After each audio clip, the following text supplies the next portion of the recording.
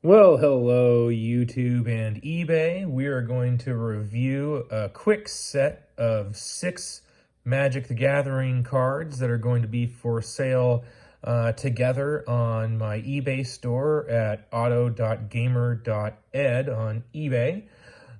You can follow me over there as well if you haven't checked out my store before or familiar with that.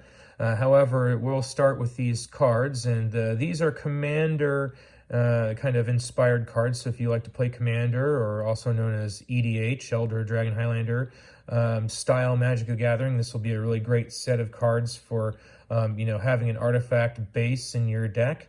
Or if you're looking for that artifact deck, or just deck ideas, or just really 6 solid Commander cards that you can put in any Commander deck.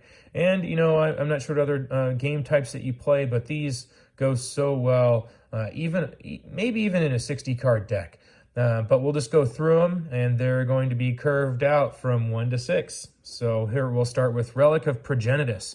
Now, basically what this lets you do on your first turn is, on the first turn that you play it, you can exile a card from anyone's graveyard just that one time. However, if you keep it on the field, and then you pay 1 and sacrifice, well, not basically sacrifice, but exile the relic itself, then you can exile all the other cards from all the other graveyards. So, and then draw a card afterwards. So that's really great for mid to late turn play, especially if opponents are playing any sort of reanimation or need their graveyard for late game purposes.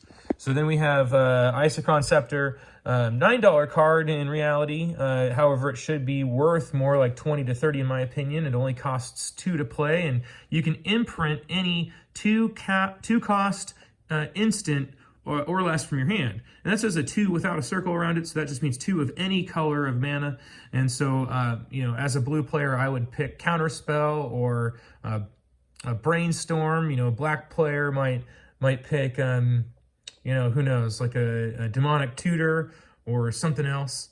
But yeah, and then you just keep playing it over and over and over because you have that Isoconceptor out on the battlefield. You just play 2 colorless anything to keep tapping it. So that's going to bring us over to Semblance Anvil for 3. Also has that imprintability, except this time it's going to be a non-land card from your hand.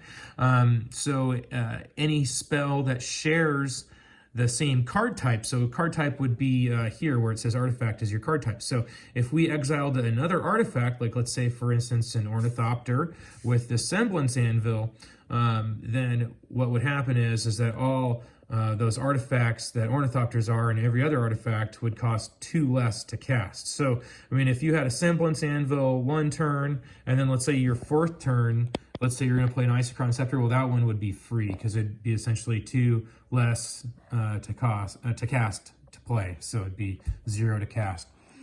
So that's pretty neat. And then Unwinding Clock, really great in a 4-player game. So it's basically going to allow you to untap all the artifacts you control during each other player's untap steps. So if you have like a Soul Ring, that's really great. If you have Signets, if you have some of these different artifacts that create you mana or artifact lands, Unwinding Clock is just going to give you such an advantage in multiplayer games, especially when you're playing with 2, 3, 4 players, okay?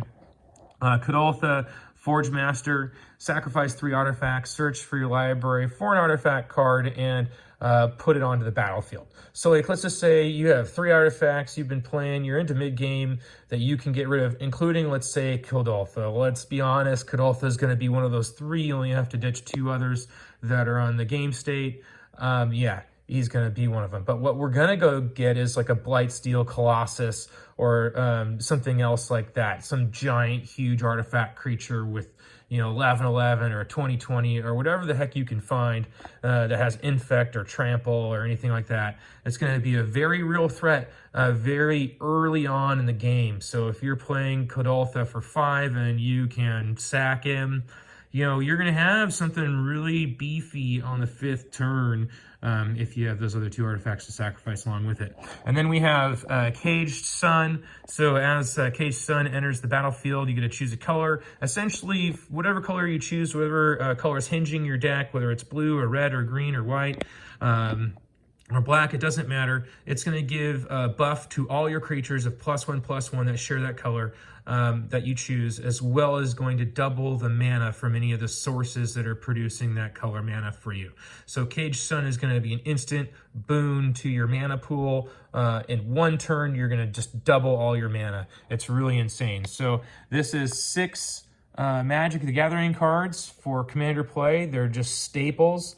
Retail values about $40 or higher. You know, somewhere to be between 40 to 50 bucks. The starting bid on eBay is going to be $32.95 plus shipping and handling. All right, guys. Talk to you later.